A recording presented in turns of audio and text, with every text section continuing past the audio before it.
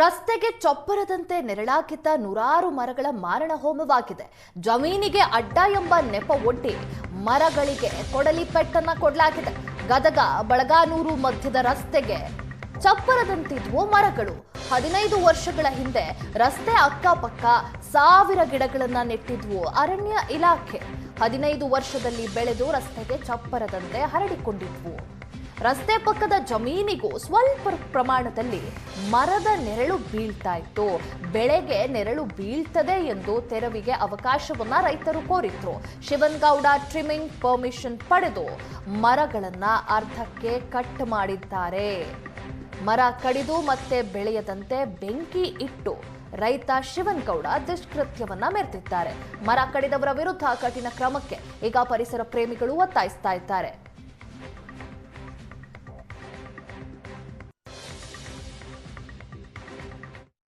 ಬಳಗಾನೂರು ಮಧ್ಯದ ರಸ್ತೆಗೆ ಚಪ್ಪರದಂತಿದ್ದಂತಹ ಮರಗಳನ್ನು ಈಗ ಮಾರಣ ಹೋಮ ಮಾಡಲಾಗಿದೆ.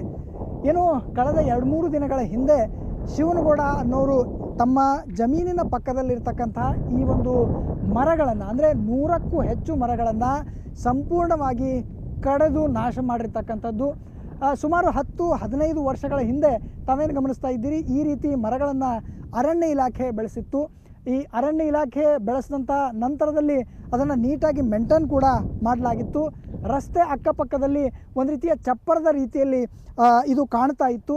ಆದರೆ ಈಗ ಸದ್ಯಕ್ಕೆ ಇದನ್ನು ಸಂಪೂರ್ಣವಾಗಿ ಕಡಿದು ನಾಶವನ್ನು ಕೂಡ ಮಾಡಲಾಗಿದೆ. ತಾವಿಲ್ಲೇನು ಗಮನಿಸ್ತಾ ಇದ್ದೀರಿ, ಈ ರೀತಿ ಮರದ ಅಂದರೆ ಈ ನೆರಳು ಬರದೇ ಬರುವಂತಹ ಜಾಗದಲ್ಲಿ ಮಾತ್ರ ಇದರ ಟೊಂಗೆಗಳನ್ನು ಕಟ್ ಮಾಡಲಿಕ್ಕೆ ಪರ್ಮಿಷನನ್ನು ತಗೊಂಡು, ಆದರೆ ಈ ಸದ್ಯಕ್ಕೆ ಸಂಪೂರ್ಣವಾಗಿ ಕಟ್ ಮಾಡಲಾಗಿದೆ. ಈ ಮರ ಕಟ್ ಮಾಡಿದಂಥ ಸಂದರ್ಭದಲ್ಲೂ ಈ ರೀತಿಯ ಚಿಗುರು ಹೊಡೆಯಬಹುದು ಅನ್ನೋ ಕಾರಣಕ್ಕೆ ಇದರ ಬಡ್ಡಿಯಲ್ಲೂ ಕೂಡ ಈ ರೀತಿ ಬೆಂಕಿಯನ್ನು ಇಡಲಾಗಿದೆ.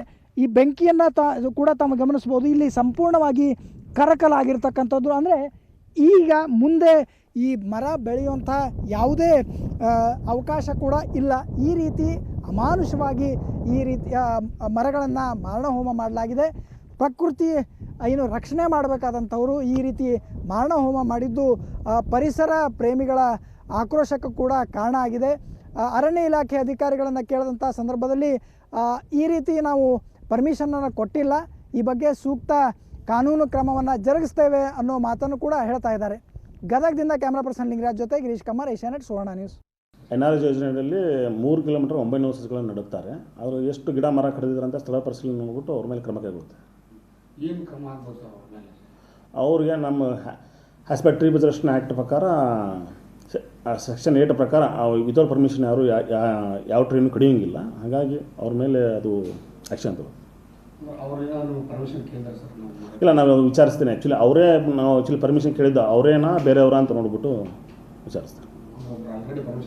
ಒಬ್ರು ಆಲ್ರೆಡಿ ಪರ್ಮಿಷನ್ ಕೇಳಿದ್ರು ರೈತರು. ಆ ಗ್ರಾಮದ ರೈತರು. ಅದೇ ಇವ್ರು ಹೌದಾ ಅಲ್ಲ ಅಂದ್ಬಿಟ್ಟು ಕನ್ಫರ್ಮ್ ಆಗಿಬಿಟ್ಟು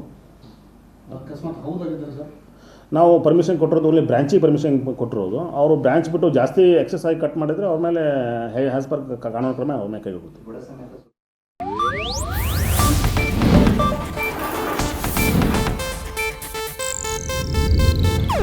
ಇದು ಏಷ್ಯಾನೆಟ್ ನ್ಯೂಸ್ ನೆಟ್ವರ್ಕ್ ಪ್ರಸ್ತುತಿ.